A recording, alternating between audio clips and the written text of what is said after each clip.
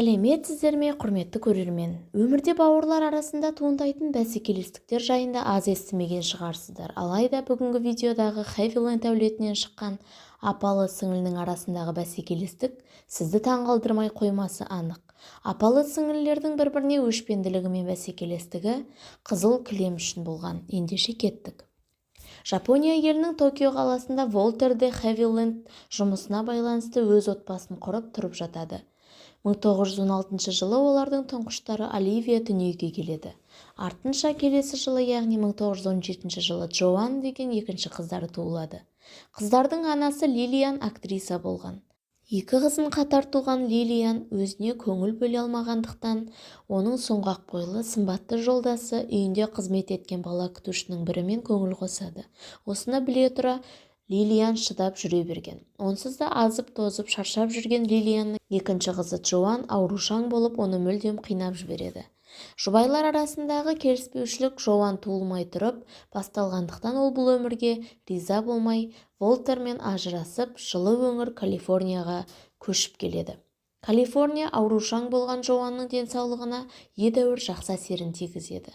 Осы себептен ол өзінің туған жері Британияға барудан бас тартып, Калифорнияда қала береді. Олардың арасындағы араздық Лилианның тұңғыш қызы Оливияға көңілін көп аударып, бар тәттіні соған алып беріп, ал Джоанға Оливиядан қалған көңілін де, киімін де, барлық Оливияның қалдықтарын беруінен басталған. Олар Калифорнияда мектепке барады. Мектепте оқып жүріп те олар бір-біріне тісін қайрап жүргендігі газетте қалдырған мақаладан білінеді. Ол жерде Оливия: мен сіңіліме өсиет ретінде жігіттердің жүрегін жаулау қабілетімді қалдырамын. Себебі оның бойында ондай қабілеті жоқ делінген. Ал кейінірек 1978 жылы Джоан өз сұхбаттарының бірінде әпкесінің қалдықтарын қолдану қаншалықты қиын болғанын айтқан.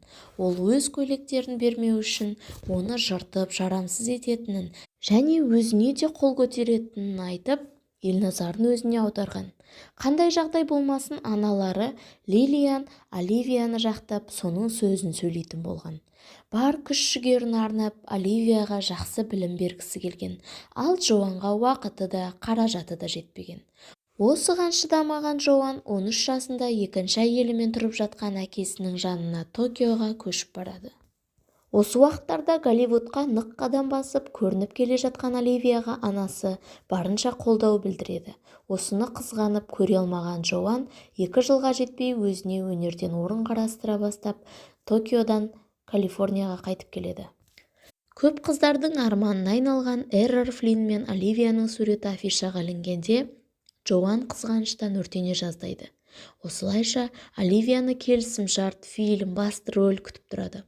Ол әйгілі «Унесенные ветром» фильмінде басты рөлдердің бірін ойнап шығады.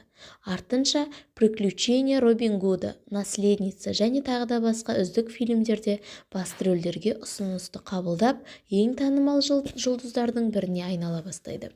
Басқа қыздардың өмір бойы армандаған танымалдылық оған бір-ақ сәтте берілді деуге болады.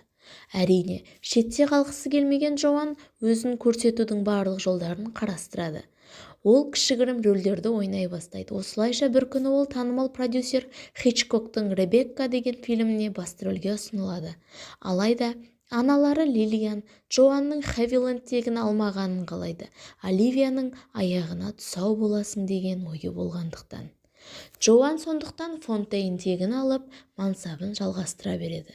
Джоан «Ребекка» фильмін үздік орындап, артынша «Подозрение» фильмінде басты рөлді керемет ойнап, 1942 жылы апалы-сіңлілер арасындағы алғашқы Оскар жүлдесін жеңіп алады. Бұл оқиғаның қызық жері, бұл жүлдеге 1942 жылы Оливия де Хэвилендте ұсынылған еді. Алайда жүлде Джоанға бұйырды. Осы кезде құттықтаулар қабылдап жатқан Джоан өзін құттықтамақшы болған Оливияға көз иығында салып қарамайды. Осыдан аралары ушыға түседі. Сіңілісіне кектенген Оливия араға 5 жыл салып, «Каждому свое» фильмін және 1950 жылдары «Наследница» фильмдеріндегі басты рөлі үшін 2 рет Оскар алып, сіңілісін қапыда қалдырады. Ал енді жеке өмірлеріне тоқталатын болсақ, Джоан бұл жолы да Оливиядан озып бірінші тұрмыс құрады. Оның бірінші жолдасы Брайан Ахерн деген актермен Джоан тек 6 жыл ғана отасады. 1946 жылы бірінші жолдасымен ажырасып жатқанда әпкесі Оливия жазушы Маркус Гудричқа тұрмысқа шығып жатады. Тілімен шағып сөйлейтін Джоан әпкесінің бақытын көре алмай, көпшілікке жездесінің жатып ішер, әпкесінің ақшасына күн көріп жатыр деген қауесеттер таратып, оларды ақыры ажыратады. Бірінші некесі сәтсіз аяқталған Джоан тағы 3 рет тұрмыс құрып, ешқайсысымен де 5-6 жылдан қалмай ажырасады. Джоан Вильям Дазиямен құрған екінші некесінен Дебора есімді қыз туып, артынан пуэрторикалық Мартит Парех есімді қызды асырап алады. Алайда асыранды қызы 16 жасында үйден қашып кетіп қайта оралмайды. Джоан да оны аса қатты іздей қоймайды. Себебі оның асырап алудағы мақсаты оқыту еді. Ол қыз Джоанның тас болған жүрегін жібіте алмады. Осылайша байланыстары біржолата үзіледі. Ал Оливияға келсек, ол бірінші некесінде Бенджамин есімді ер баланы дүниеге әкеледі. Өкінішке орай, математик ретінде елдің есінде қалған ұлы 1991 жылы аурудан көз жұмады. Оливия 1955 жылы екінші мәрте Пари-Матч шығарылымының директоры Пьер Галантьемен тұрмыс құрады. Одан Жизель есімді қыз баланы дүниеге әкеледі. Пьер мен Оливия 24 жыл отасып, тату түрде айырылысады. Оливия екінші күйеуімен де жақсы қарым-қатынаста қалады. Ал Галантье 90-шы жылдары қатты ауырып қалғанда оның қасында болып, оған сүйеніш болады. Қыздардың 1968 жылы 95 жасында, олардың әкелері 1975 жылы 88 жасында Оливияның қолында анасы Лилиан қайтыс болады. Жерлеу рәсіміне Джоан келмейді. Осылайша апалы-сіңлілердің аралары одан ары суып кетеді. Анасының көз тірісінде аналарының көңілі үшін ғана араласатын қыздарды енді ешкім байланыстырмады. Алайда оларда әке-шешелерінен өте үлкен мирас қалды. Джоан сұхбаттарының бірінде «Мен бірінші тұрмысқа шықтым. Оскарды да Оливиядан бірінші болып алдым. Енді одан бірінші болып өлсем, ол тағы да менен озып кетті» деп іші күйері сөзсіз деп сұхбат береді. Шынында да Джоан бұл жолы да Оливиядан бірінші үлгерді деуге болады. Себебі ол өзінің 96 жасында 2013 жылы дүниеден озады. Алайда оның қолында ол уақытқа дейін ешкім болмайды. Тіпті қызы Дебора анасына қарағанда Оливия әпкесін жақын тартып, әпкесінің қасында біржолата қалады.